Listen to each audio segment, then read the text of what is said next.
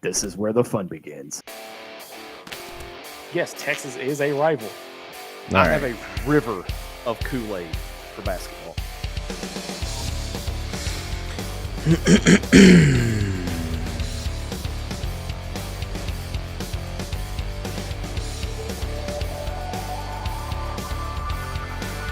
It's time to step inside the hog pen.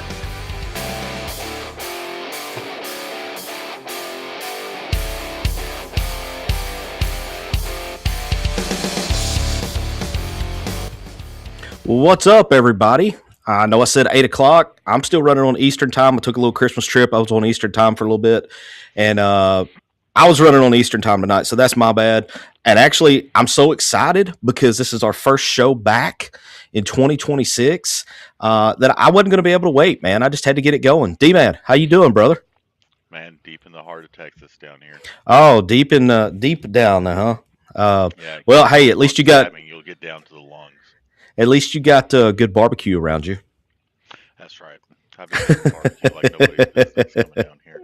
Hey, that's the good stuff, man. I mean, I'm a big pork guy, but there's nothing like some good beef barbecue from Texas to kind of get It's to. refrigerated, but this is my Hey. brisket. Man, brisket. I don't know that it gets much better than brisket. That's kind of the top of the ladder for me. I'll give you one thing: beef ribs. Beef ribs are, yeah, A They're- delicacy. they are crazy underrated and underappreciated. Mhm. So, Enough how was talk. man? I hadn't. Yeah, I had enough of that. I hadn't had a chance to talk to anybody, man, since Christmas. How was your break, man?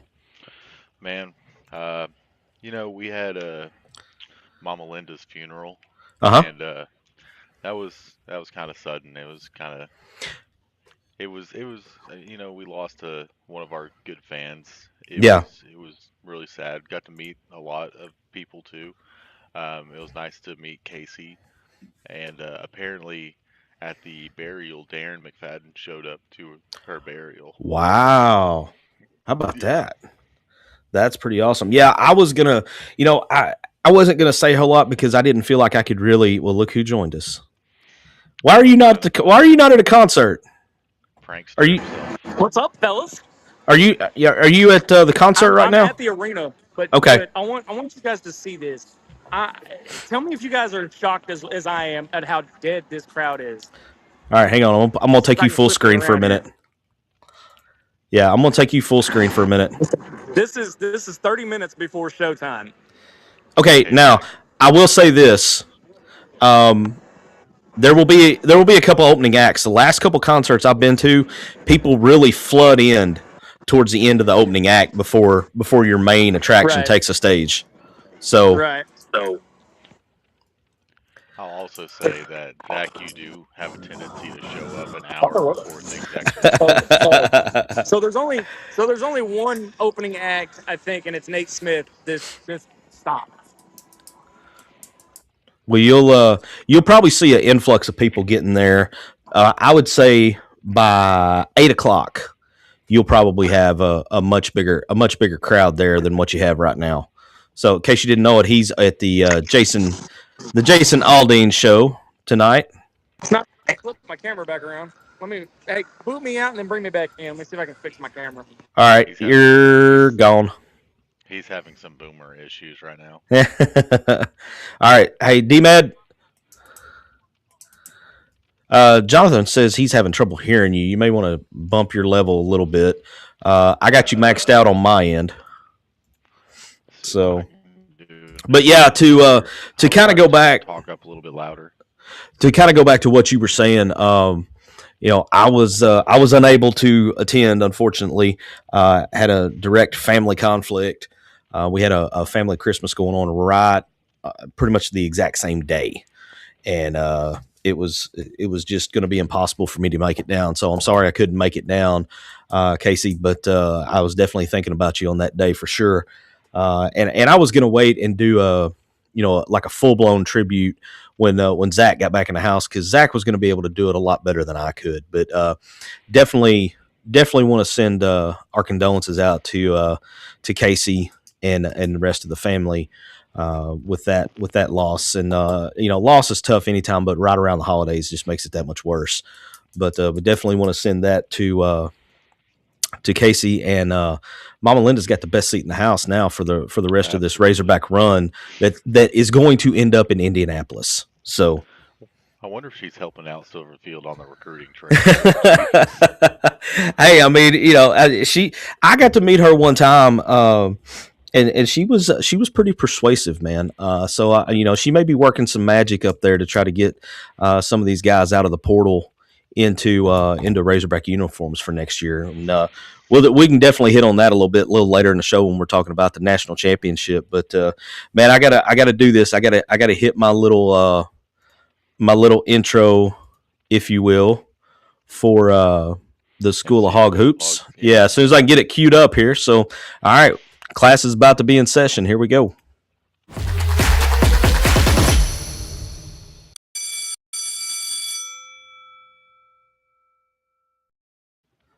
All right. So 3-1 conference play.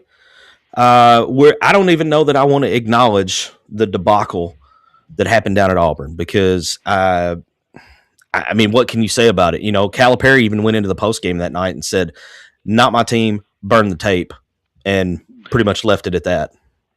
There's been a couple of times where, old school coaches will be like, "We just bury the tape. We won't watch it. There's nothing. Yeah. There's nothing to get out." Yeah, there's nothing you can pull from that. And I was talking to Zach about it earlier today, and he asked me what I thought happened. I was like, well, it just kind of seems like our team was just unfocused and might be a little bit feeling themselves. Because, give credit to Auburn and the dude, can't remember his name, Keyshawn Hall. Mm-hmm. He took that game personally, and you're gonna skate by with one of those, but you're not gonna skate by with that twice. Yeah. Well, and we won't forget that a little later in the season, I believe it's towards the middle of February, Auburn's got to come to Bud Walton Arena. So I would imagine these guys will have that game circled, and you won't see what you saw down at Auburn happen in that game. You might see the exact. You might see what we saw last night with South Carolina. Because I think that served as a wake up call for these guys. Because last night, man, I mean, you've seen the two ends of the spectrum here from the last couple games. You saw what happens when everything possible that could go bad goes bad at Auburn, and then last night you saw what happens when everything that can possibly go good goes good. I mean, you had 6 guys in double figures. I think you told me that there were 66 points in the paint. I mean, yeah, just ridiculous. Made 8 3-pointers. Doing the math on it, I just kind of was curious to see, how much of our production came from these two areas, the 3-pointer and the points in the paint. Mm-hmm. So we made 8 3-pointers, which comes out to 24 points, and 66 points in the paint. That comes out to, what was that, 90 points? Yeah, that's 90. 90 of the 108. And you want to know how many free throws we made? That's normally the first thing I look at. I didn't even look at it last night. 12. Wow. So we made 4 points out of mid-range. Golly. I mean, 66 points in the paint, man, you're going to beat a lot of teams. And then here was the most impressive stat that I did look at for the night. As a team, 2 turnovers. Yes. 2 turnovers on the whole game. I think Darius Acuff could have broken the single game assist total last night if he wanted to. Oh, he yeah. was going into half with 10 assists. Man, he was, everybody was knocking stuff down. Malik Thomas, how hot and cold he's been lately. He missed 1 shot and made 5 3-pointers. He was 5 out of 5 from 3-point range. 3, not 4. I mean, it was, and you even had Nick Pringle had like 15 points last night. Yeah. And I'm going to say this. I'm going to say that the X factor to where this team finishes in SEC play and how far they go in the tournament are the bigs. It's going to be Malik Ewan and Nick Pringle. Because if you can get to where you can consistently get 12-6, 14-8 from those guys, you're going to go a long way. And something that I think kind of just slid under the radar with Malik Ewan, There was a rebound he got, and he drove it 3/4 of the way down the court, passed it to Acuff, and then passed it back to him for the Hmm. dunk. Is like we don't have a lot of bigs that will just dribble all the way down Right. the court like that. That's something that was seen on tape from Florida State, but we haven't seen stuff like that yet. He kept on throwing, like I call it, throwing yourself at the rim, and he just every time he threw himself at the rim, he just seemed to make something happen out of it. Yeah. Especially that put back dunk over that dude. Oh man, that was very Brazilish of him to pull that off last night. And I was glad to see Nick Prinkle finally. I don't know if he was just playing with more confidence or what it was, but he looked like a different dude last night. Right. So, And I mean, whatever it was, man, I hope he keeps it. I wonder if it was like a chip on his shoulder being his former team. Maybe. I mean, maybe so. It could have been, but somebody asked him that in the post game, and he mentioned after the game, and he was like, hey, those are still my dudes over there. But he said, I'm just playing confident last night, and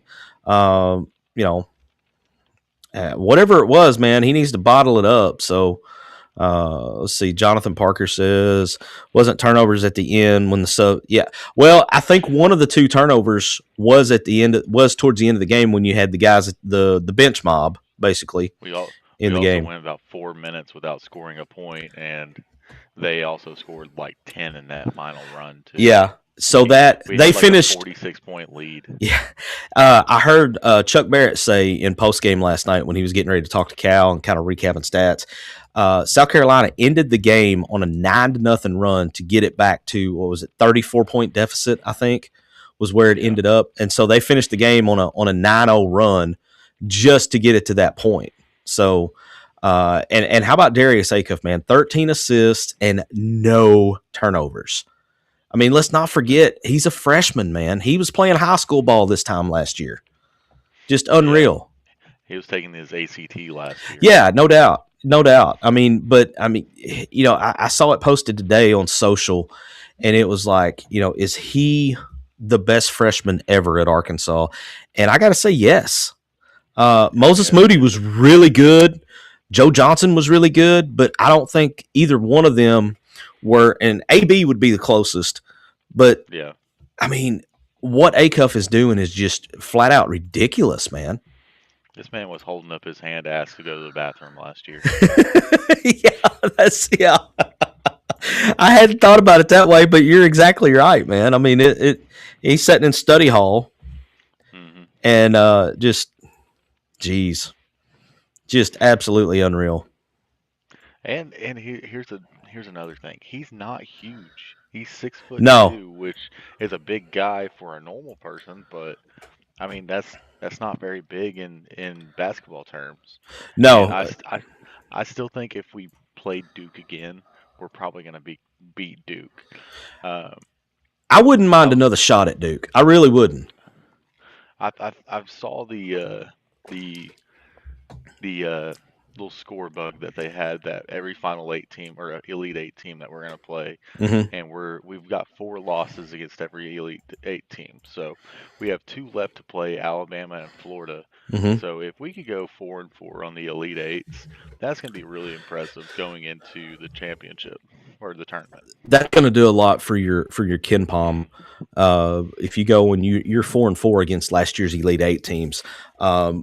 I think Alabama, without looking at the schedule, I'm pretty sure Alabama comes to Bud Walton, but we got to go to Florida. So, it's always a tough place to play when we go to Florida. We've won there one time in the last 30 years, and that was a couple years ago with JD Note and that crew. But yeah, we've never had a whole lot of success in that. No, not going there. We haven't, but it's I mentioned AB a while ago. I got to pull something up here. You probably hadn't seen this, but that's where I'm headed with this. So I'm gonna pull this up, and it's gonna take me just a second because I gotta queue it up for any of you guys that haven't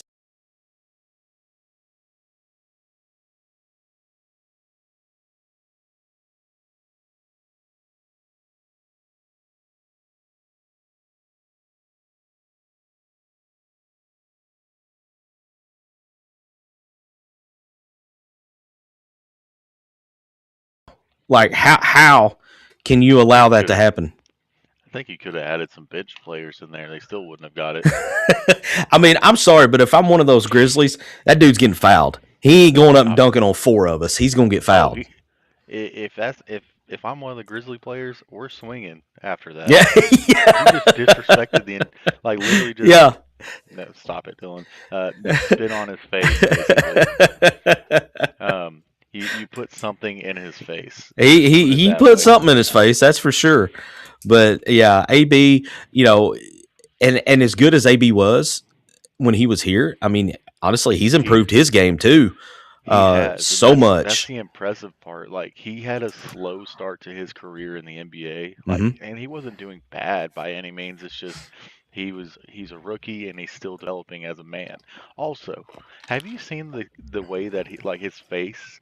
He is filled out as an adult. He had the baby face in Arkansas. He looks like a grown man. Yeah, he does, man. The weirdest thing.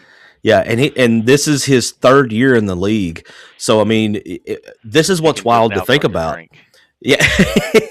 Well, I mean, this is what's wild to think about. Had he stayed all 4 years at Arkansas, this would be his senior year. Yeah, that's kind of wild. I mean, that is ridiculous to think about. So, he's probably making a whole lot more money in the NBA right now. Yeah, I was watching our friends over at Hawg Talk before we come on the air. They were on from 6 to 7. Shout out Matt and the boys over there. They were talking about that this is a contract year for AB, and that he's looking at a new contract, probably going to a new contract next year. But he's making like $8 million a year right now. So, yeah, I think I could make that work. I think I could. That'll buy some bologna and bread for sure. So, some milk sandwiches. Yeah, some milk sandwiches. But to kind of bring this back and put a close on the School of Hog Hoops. You can't let up.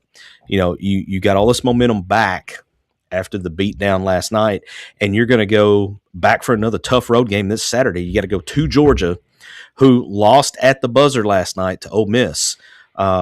Georgia put up 95 points and lost. So you're going to be going into a very similar situation that you went into last week down at Auburn. And you gotta hope that these guys learn from that and you don't have the same outcome, because if you mess around down at Athens, you're gonna mess around and find out, because Georgia's going to be coming into this game pretty much in the exact same mindset that Auburn was last week. Because if you remember, Auburn was coming off that game where they had a game winner wiped out. They hit the shot from half court. Referee said he didn't get it off of his hand in time, and they lose by 2 to Texas A&M. Well, Georgia loses by 2 to Ole Miss, and so they're going to be as ticked off as Auburn was last week. It's just a matter of, can these guys lock in and go down and play in another really tough environment at Georgia and come out with a win and just keep that one loss over there in the loss column. I mean, you fought your way back. You're 3-1. You're one of 5 teams that's tied for the lead right now in the conference, and you need to do what you got to do to stay there, because the next 7 or 8 games. I mean, I'll be honest, man. The next 7 or 8 games are all very winnable. They're all very losable too, but I would put the majority of these games, the next 6 or 7 games in a row. Yes, I said it, 6, 7. I'd do that for my son. Davis is probably losing his mind right now if he saw that. But I would put it 60-40, 70, maybe 70-30 on a couple of these that you can win. And of course, you can't forget the game coming up. I believe it's January 30th or 31st. I mean, that's the one everybody's got circled when the Putty Tats decide to come down. Playing like it too. Yeah, I mean, you talk about a crazy ending. I don't know if you saw the ending to the LSU Kentucky game last night. I did. Very Christian Laettner-ish, and I know if Kentucky fans don't like that comparison, but that's what it was like. I've got a question for you. So, in that situation, can you not just have 4 people standing at the free throw line depth and just say, go get ball when it's in the air? Why are we looking at everybody else? Like, it's almost like a prevent defense type of situation. Like, why are we why are we like guarding players instead of trying to guard the ball? Because if the ball's going over your head, you're tall enough and you're fast enough Yeah. to go back and catch it. Like, why aren't we playing like a prevent defense right there? Well, and you saw, and I mean, the kid that hit the shot, he explained he was the third option on that play for Kentucky. But when you see where the ball is going, I don't know why some of those other guys didn't sag off and try to help from the backside, because if there's another defender behind that Kentucky guy, he can at least get a hand on the ball and knock it away to where that kid doesn't make a clean catch, and game's over. LSU gets their big victory. But I mean, that was 1.6 or 1.4 seconds. Yeah. You don't have enough time to pass the ball to somebody Right. else, so then run an offensive play. Like, what are we doing? Yeah, I mean, from the Kentucky standpoint, it was executed perfectly. I mean, it could not have gone any better. From an LSU perspective, I don't know that it could have been defended any worse, because the guy that was in front of him did all he could. I don't know if that's as high as he can jump or if he mistimed his jump, but it went basically right through his hands. And I mean, it's kind of like you were talking about a Hail Mary at that point. Don't try to intercept it, man. Just knock it down, because as soon as your hand touches the ball, the clock starts. So anyway, I don't know. Kentucky comes away with a win on it, and you know, they. I would love to see them go 0-4 in the SEC. I mean, hey, it would be nice. And Vanderbilt got their first loss last night as well.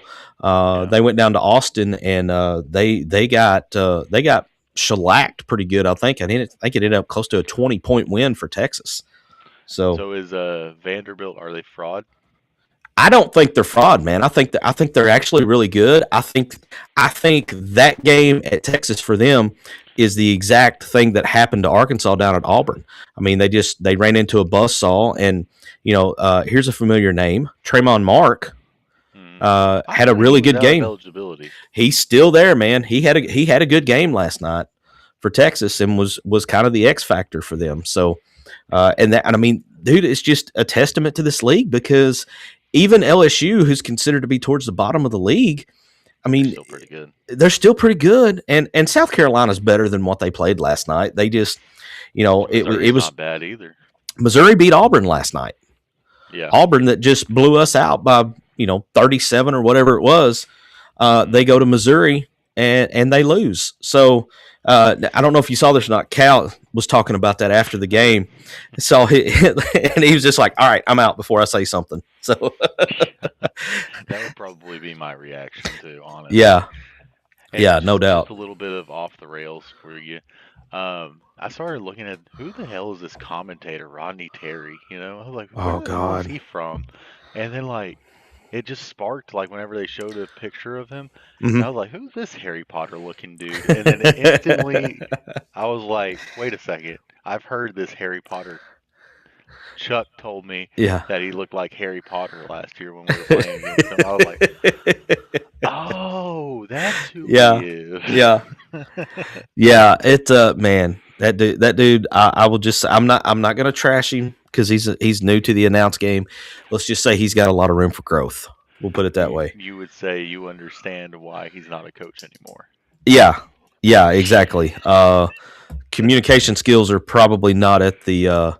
They're probably not going to be listed on the strength side of things. Probably a great guy. Definitely a great guy.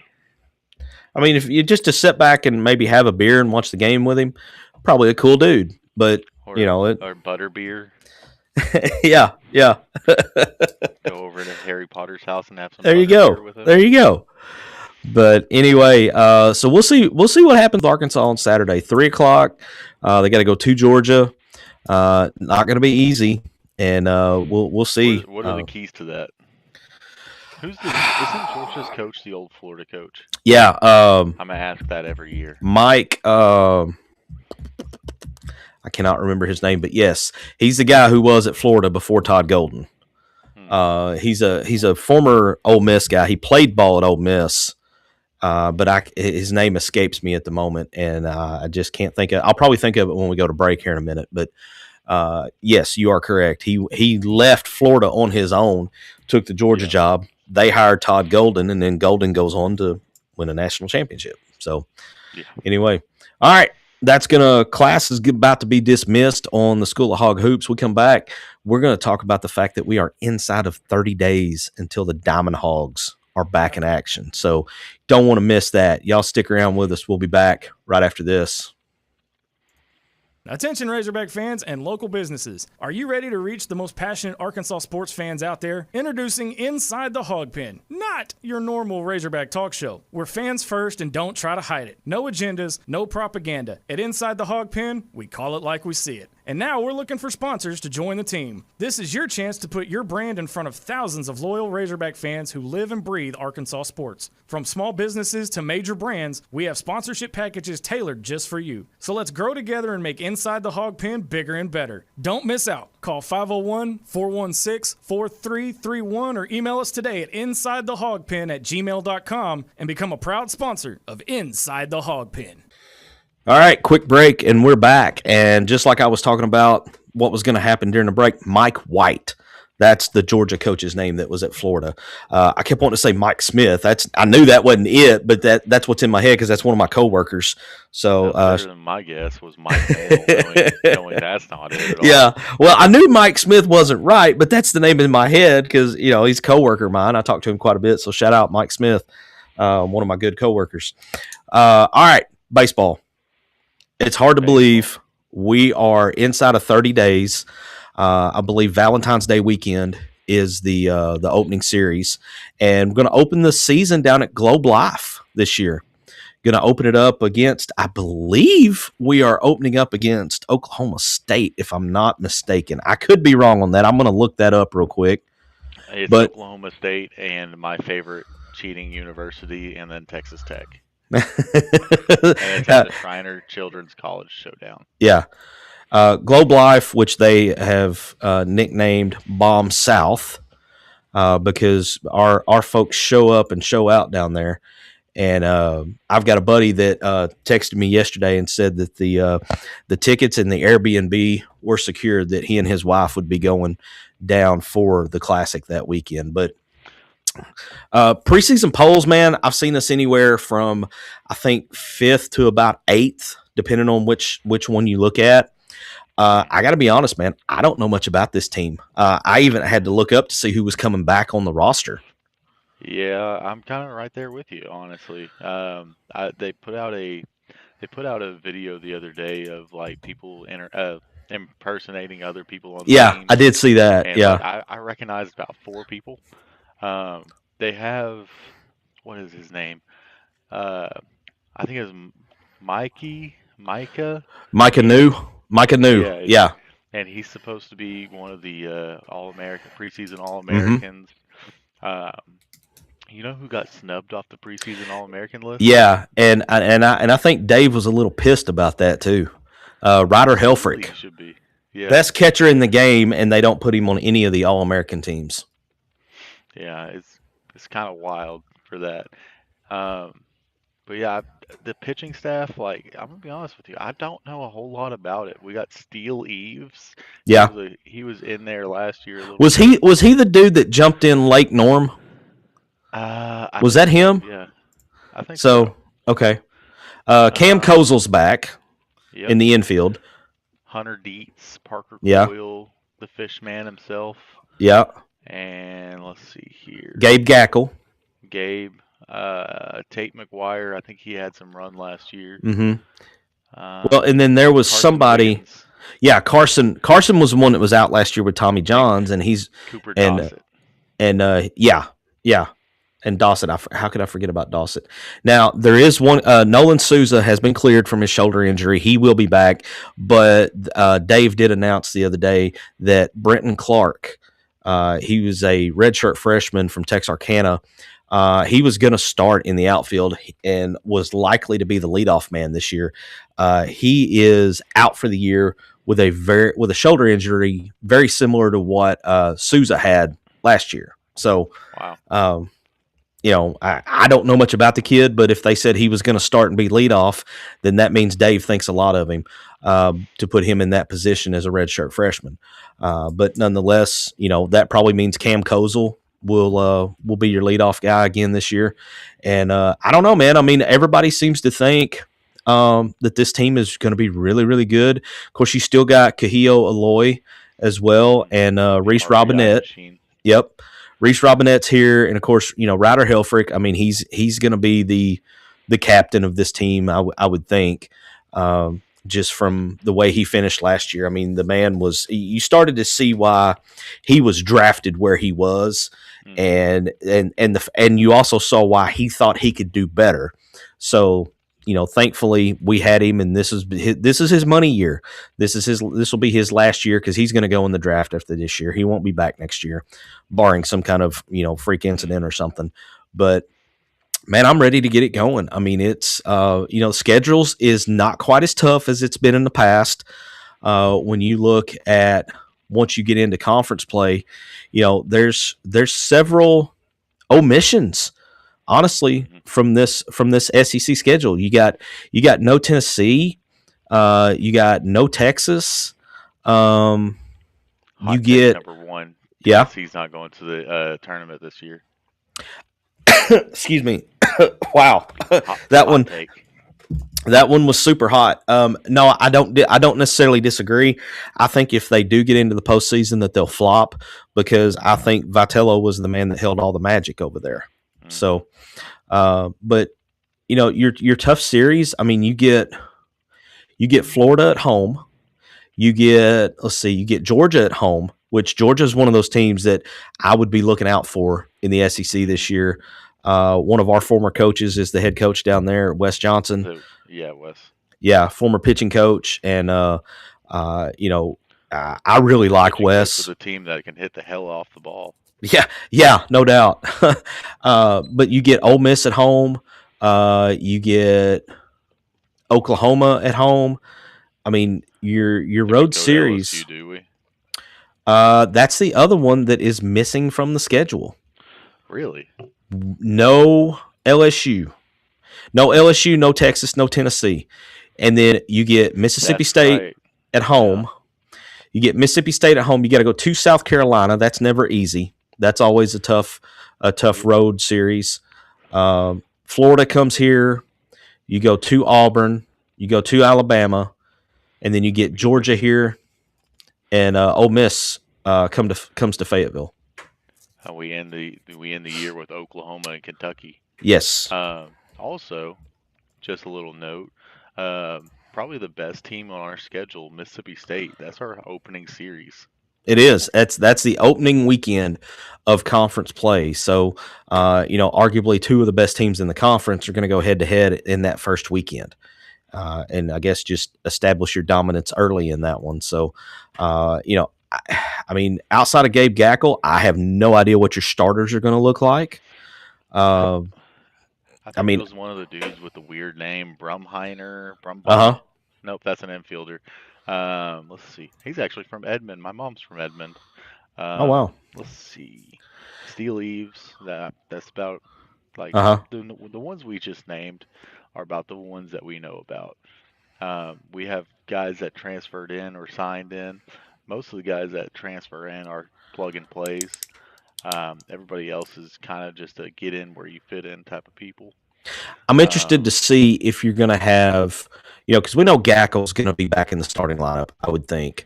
But does Wiggins take that reliever role that Gackle kind of had last year? Gackle started the year as one of the starters, and it just wasn't happening for him. And he went to the bullpen, and man, he kind of became one of the shutdown guys in the pen. Kind of got his mojo back. I kind of wonder if that's where they're going to look to put Carson Wiggins, or do they put him to the front line as a starter? I think you're going to see more from Parker Coyle. He may not be a starter, but he'll probably be that first guy out of the pen, that middle reliever kind of guy.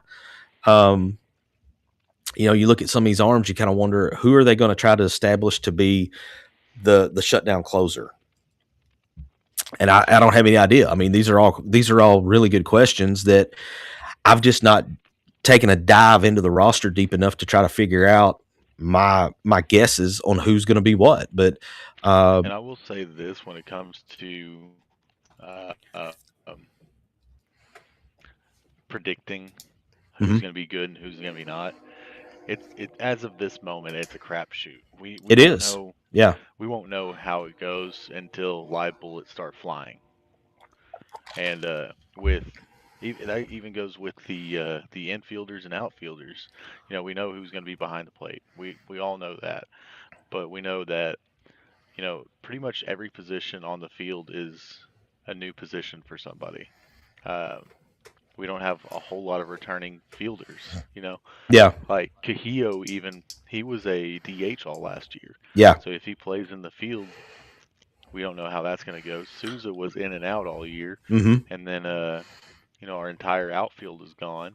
Like we don't have a whole lot of returning starters this year. Cam Kozel and Reese Robinette Yeah. are probably the two that started the most. And so does Souza go back to his natural position of shortstop?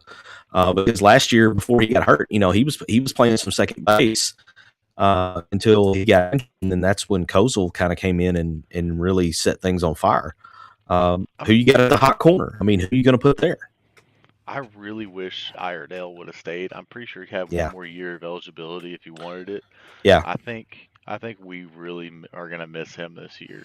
And I agree. Was kind of cold towards the end of the year, but he was a vacuum at the third base position.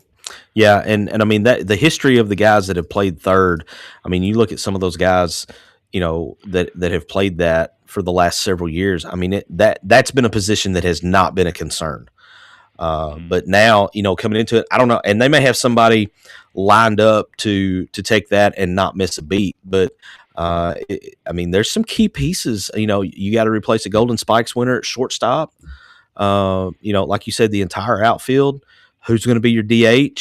I mean, there's a lot of questions here, but the polls obviously they have a lot of faith. It's the whole "in Dave we trust" kind of thing, because the lowest that I've seen us ranked was, I think, 8th.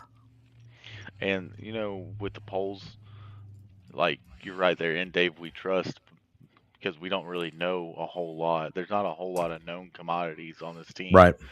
Especially with SEC experience. So them ranking us like 5th to 8th is kind of like a nod to Dave, but it's also like this team's usually pretty good, but we just don't know, because like last year we came in ranked top 2, top 3. Yeah, 2 or 3, yeah.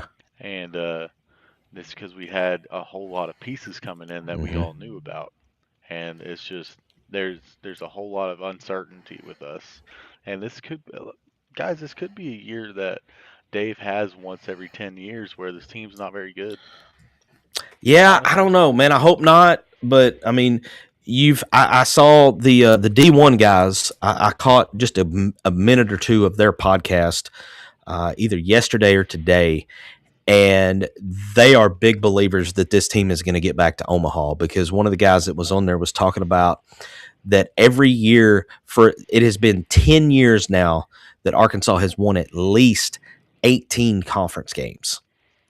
I mean, that's just like an unprecedented type of run. And looking at their schedule too, it's like they could probably sleepwalk into the NCAA tournament. Yeah, and they're going to get benefit of the doubt. If they're one of those teams that's close, they're going to get benefit of the doubt just because of the reputation that Dave and the program have. But I mean, the schedule is a little bit easier. How much of that was Dave looking ahead, and how much of it was just luck of the draw from the SEC? Because the SEC has not done us any favors over the last several years with the schedule that we've had, and this is by far the most favorable schedule that I can ever remember happening. Probably in the last 15 years. So I remember just being in the SEC West. We played Mississippi, Ole Miss, Mississippi State, LSU. Yeah. Florida every other year, it felt like. Yep. We're luckily not having to deal with the gauntlet that is that. I remember one year we were playing Kentucky and they had the pitcher of the year. Mm-hmm. We also slapped him around, but I mean, it just kind of depends on the year, And who knows? Oklahoma, I think they were in a super regional, or like. I think so. Yeah. I think they made a super. I think they made a super last year. I'd have to look. I don't remember. Last year too, weren't they? Maybe. I don't know, man. I'm too old, and it's been too long, and I would. I just woke up. Well, I would have to really look at that and see. But Jonathan Parker says Dave is talking very highly of a freshman the other day that's either going to play at third or short. I bet he's going to play at third because I really think Souza is probably going to be your opening day starting shortstop, and then you'll still have Cam Kozel at second base, Reese at first. Nolan Souza. Yeah. I think because he was originally recruited as a shortstop. And here's another thing, just real quick when it comes to baseball recruiting, every single player that gets recruited is playing either shortstop or right field. Like they're the best player on their teams 9 times out of 10, so they're going to be put at the most important positions, which is, hey, this is not base or football where we can debate this. It's shortstop or right field. Yep.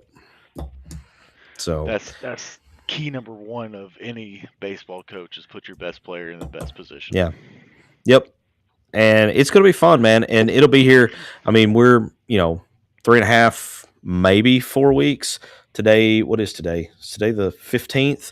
So right at 4 weeks from that first game. So going to be a fun one, man. Of course, baseball is always fun, and hopefully I can figure out a way to get up to Fayetteville for a series or two this year since they're not playing just down the road at Oxford. So anyway, I gotta ask, what makes baseball one of the most enjoyable sports to watch? And I was like, it's not an enjoyable sport if you're not there, because like whenever you're at the game, it's more of like a carnival atmosphere, where everybody's just kind of sitting around drinking beers, talking to each other, and then there happens to be a baseball game going on at the little hangout spot.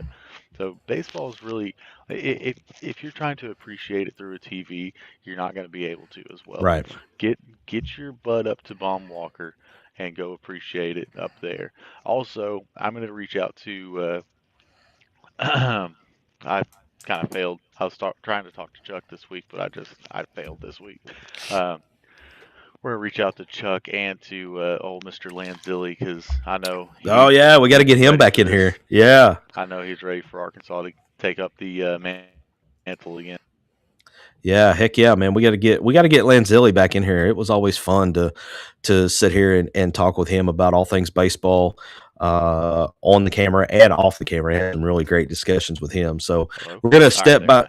Yeah, there you are. Hey, I'm going to step aside for one more break, and then when we come back, we're gonna talk a little bit about the national championship football game. We do still have a college football game left to play, and we'll talk a little bit about Ryan Silverfield in the portal and kind of put a bow on this episode tonight. So y'all stick with us. We'll be back right after this.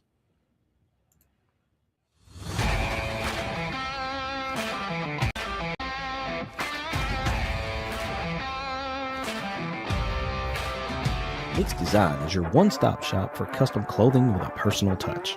At Meeks Design, we can help you tell your story through your wardrobe. Your imagination on a hat, shirt, pullover, or nearly anything wearable. And while you're picking out some custom clothing, check out the one-of-a-kind handmade soaps from the Bobcat Soap Company. Find us on Facebook and let us create custom swag just for you at Meeks Design. Hey, Hog fanatics! We at Inside the Hog Pen are thrilled to announce that SeatGeek is now a sponsor. As brand ambassadors, we're excited to share SeatGeek as a ticket app that simplifies the ticket buying process for all your favorite events. They provide a 0 to 10 score for each ticket, with green indicating a good deal and red indicating a not-so-good deal.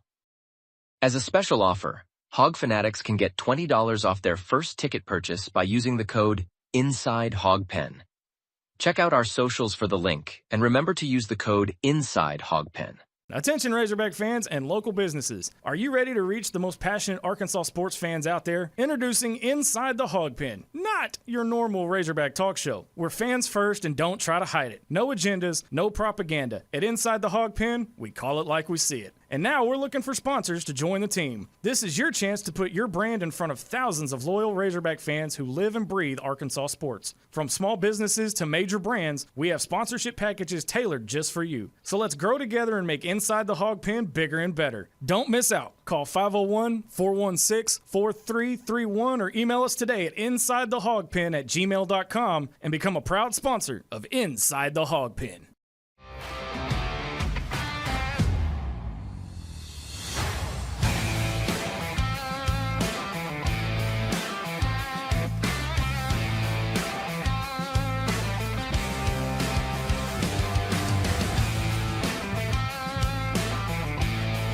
It's time to step back inside the hog pen to the Meeks Design Studios.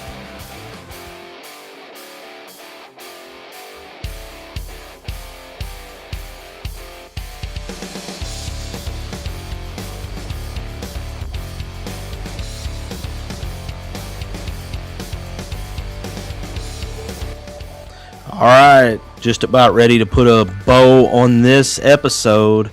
Our first episode back, 2026. Appreciate y'all coming when inside the hog pen with us tonight. D-Mad had to step aside for a minute. He had to take a phone call. He's going to be back in here hopefully shortly here so we can talk about this national championship game we got coming up Monday night. First off, I got to vent a little bit. College football is played on Saturdays. It's not played on a Monday.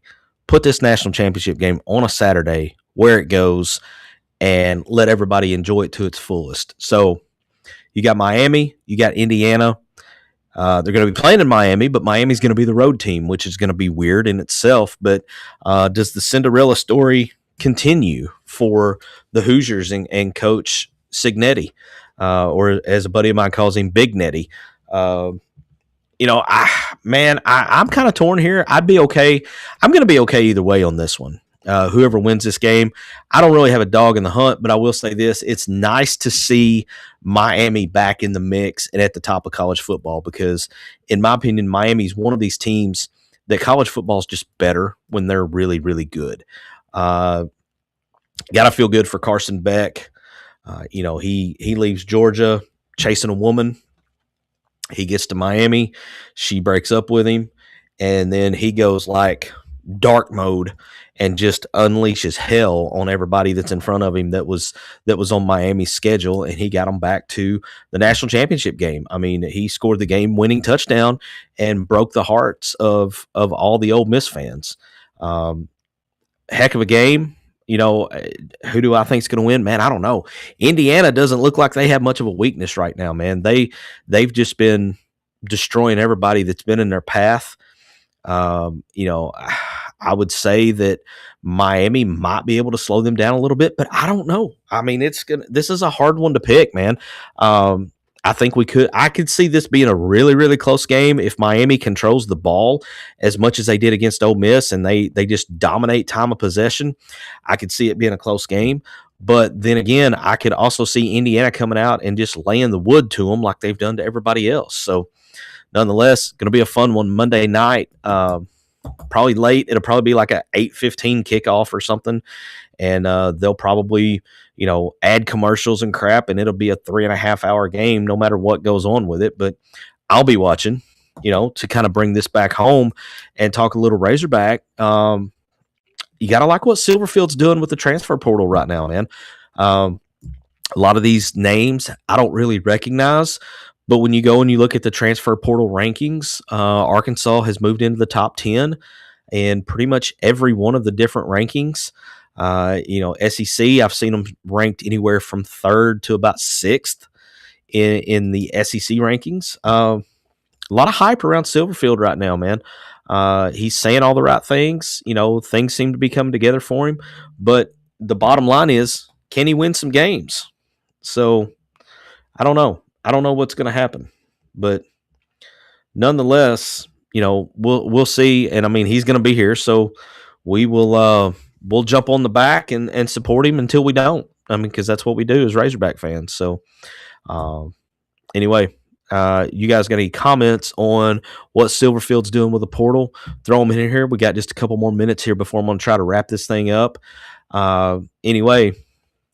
Coach Signetti, to get back to the national championship game for just a second. I mean, you got to think about this.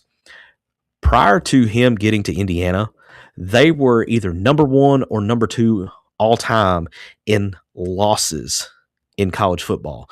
It's them and Northwestern, and I can't remember who was number 1 and who was number 2, but they were no worse than the second ranked on all-time losses. And then Signetti's come in, and in 2 years, he's taken them from basically under the basement, down to the center of the earth, all the way up to the national title game.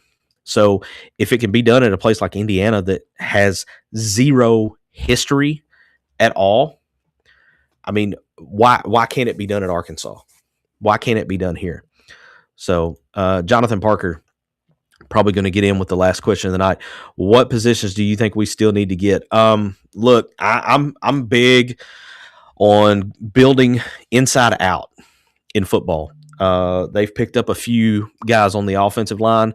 I would like to see a few more pieces on the defense of the ball. That was by far the weak link of this team this year was the defense.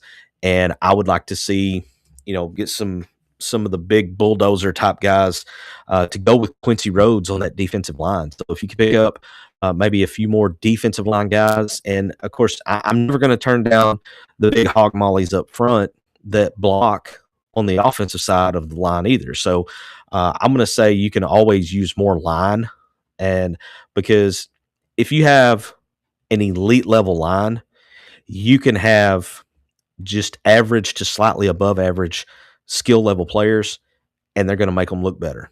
So that's where I'm at on that. Give me more of the big dudes up front, whether it's on the offensive side of the ball or the defensive side, and let's roll with that. So, all right, 7:57. I'm going to go ahead and put a bow on this one because D-Mad texted me. He's having a little technical difficulties with his gadgets in the hotel room. And I think it's the hotel Wi-Fi. That's what we're going to blame anyway, is the hotel Wi-Fi. So, hey, you guys coming in with us tonight, man. I know this was things were a little off. I started an hour early. Everybody else thought we were starting at 7. I thought 8, so I started early. And but you guys showed up, and we're in here with us. We'll try to get back on our normal schedule next week. We'll be back next Thursday night, 7 o'clock Central. Zach will be back. Hopefully we have the whole crew back in here, and we can solve some of the Razorback World problems. So until next week, man, y'all have a good one, and we'll see you next time. Thanks for watching this episode of Inside the Hog Pen. Listen anytime on your favorite podcast provider, and be sure to follow us on all our social network channels.